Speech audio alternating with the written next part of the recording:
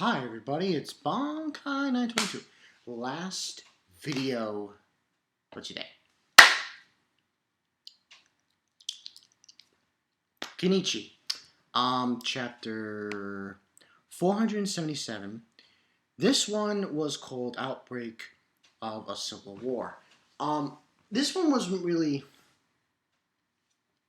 how do I put this? It was more like, the conclusion of Hongo and Junizar. Junizar's obviously dead. We find that out in the last chapter. And basically on this page we have, there are things I will protect even if I have risked my life for them. That's what Kenichi says. Front page. And then moving on, we go to the next page. We see that the Taidat army has gone through. And they're coming in to attack Junizar now that he's dead, to liberate and stuff, and liberate their country, supposedly. Now, they're blowing up some towers and so on and so forth. The princess, I forgot her name, princess, she is telling everyone everyone to retreat, so on and so forth. And they're on the move, the Taidat army, and there's this guy, this general, and he's saying that Junizar is dead, and Raiden Taidat Jahan Sama is not among us anymore. We of the Taidat regular will take the power in order to assure the country's public order. The guy's name was Colonel Jaha, and that's said by the princess. And she's saying the army must retreat immediately. This is an order from Raiden Taidat Rona. That's her name, Princess Rona. And she's saying that they should leave, And then he's saying to her, "Oh, we don't have to worry. Please leave everything here to me for now on. For now. You are still too young to reign on this country. Plus, you shouldn't have the same ruling abilities of your late brother." So, obviously, he's being disrespectful. As we know, Junizar's just standing up there, and he's dead, and so on and so forth, and just take back the demon, this god's body. It will become the very symbol which will unite the Taidat nation from now on. Some of his subordinates show up to attack, and then and one of one of her suitors is saying to her, "Please retreat, Your Majesty. You cannot stop them now." And then she's saying, "Please give me strength, Jahan." And so it seems like Princess Nora has decided to jump in front of the army and Junizar's remaining forces. And she puts down her knives and swords and so on and so forth. And she's like, "What will happen if fellow countrymen kill each other anymore?" So on and so forth. And we get a scene with Hongo and Sakaki. And she's saying that the demon godfish that defended this country is now dead, so that its darkness is no more. And then the general is saying, "Fire hit her head. The princess's beauty is a threat to my military government." So he's intending to kill her. And then Sakaki shows up out of nowhere to intervene, and then Saki's like looking at Hongo saying, "Warn me before you perform a high-speed movement, please." Sorry.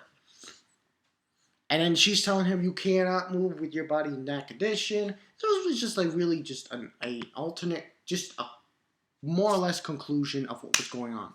And he's saying, well, the general then says, well, then it seems the foreigners who were finally able to defeat the demon god will meet their end here, together with the remnants of his army. and it says concentrate will and L and fire. And then out of nowhere, uh,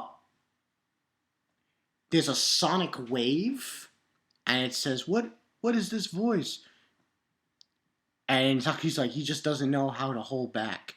And who do we see?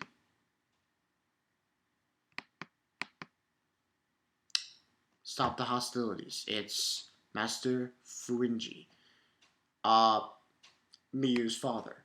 So obviously he showed up, but not alone. He didn't show up alone. He says, "Stop the hostilities. Your king has come back." And he says, "Look at me, my people." So obviously he came back, and he brought Master, of Zanpaku. So he says, "I'm back." He says, "Brother, incredible." And Kenichi's like, he's still alive. So obviously he's happy that he's alive, and so on and so forth. And he's like, looking at Kenichi, says, "Oh, you're the commoner I met in that quotation. Your name is something like Kenichi, if I remember well. I was sure you died in that avalanche. And he says, even if I'm forsaken by my master Junosar, or I'm swallowed up into an avalanche, I will survive because I am a king." And it just says, Taidat's rightful successor who fought a death match against Kenichi makes his second unexpected appearance in the next issue. And that is all she wrote, ladies and gentlemen. That's pretty much how this went down.